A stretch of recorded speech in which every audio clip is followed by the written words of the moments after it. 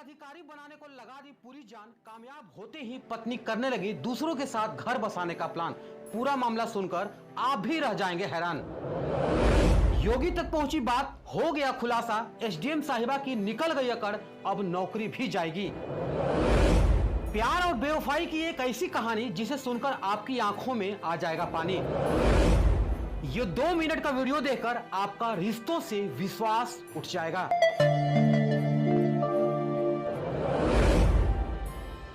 कस्में वादे प्यार वफा, बातें हैं बातों का क्या। प्रयागराज से एक ऐसा ही दिल झकझोर देने वाला मामला सामने आया है और ये खबर पूरे देश में आज आग की तरह फैल रही है। बता दें कि अमिताभ बच्चन की एक फिल्म आई थी जिसका नाम था सूर्यवंशम।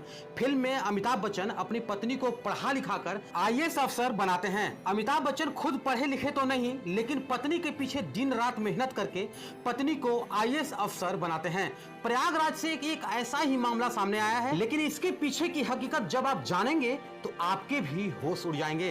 प्रयागराज के एक डी ग्रेड के कर्मचारी ने दिन रात मेहनत करके अपने पत्नी को एसडीएम बनाया, लेकिन एसडीएम बनने के बाद पत्नी बेवफा हो गई और किसी दूसरे के साथ अपना नया घर बसाने का पूरा प्लान करने लगी। इतना ही नहीं, एसडीएम साहिबा उस पति को जान से मरवाने के लिए साजिश भी करने लगी, जिसने उन्हें दिन रात और अपनी खून पसीने की कमाई को एक करके अफसर बनवाया था।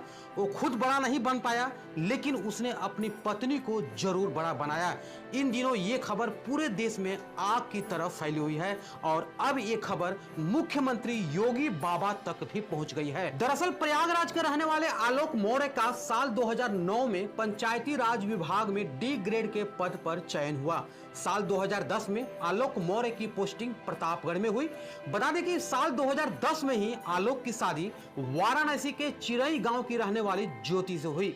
ज्योति ने शादी के बाद आगे की पढ़ाई करने की इच्छा जताई। आलोक मौर्य ने अपनी पत्नी के सपनों को सच करने के लिए दिन रात एक कर दिया और अपनी छोटी सी तनख्वाह में से पैसे काट काट कर पत्नी की पढ़ाई के लिए रुपए जोड़े। फिलहाल ज्योति मौर्य की पढ़ाई अच्छे से हो गई और तैयारी के उपरांत उसने पीसीएस की परीक्षा दी।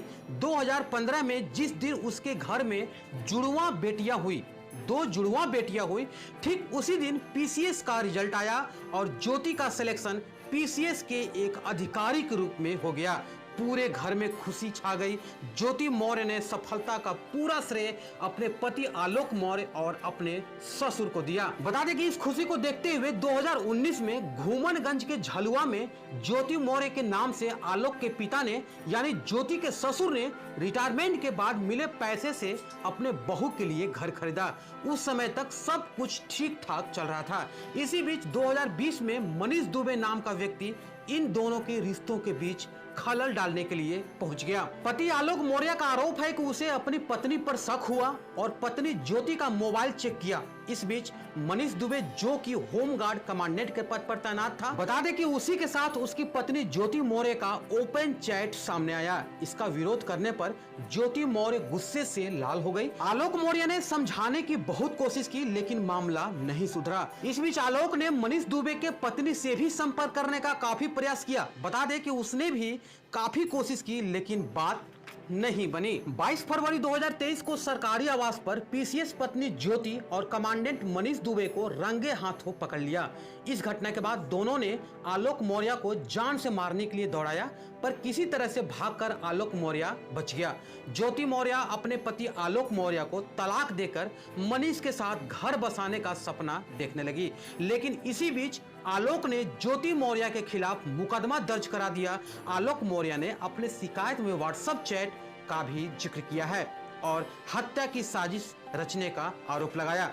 इसके अलावा आलोक मौर्य ने मीडिया के सामने एक सीक्रेट डायरी दिखाई, जिसमें आलोक का दावा है कि उसकी पत्नी भ्रष्टाचार कर रही है। बता दें कि इस डायरी में पत्नी के भ्रष्टाचार के पूरे कलेक्शन का हिसाब किताब है।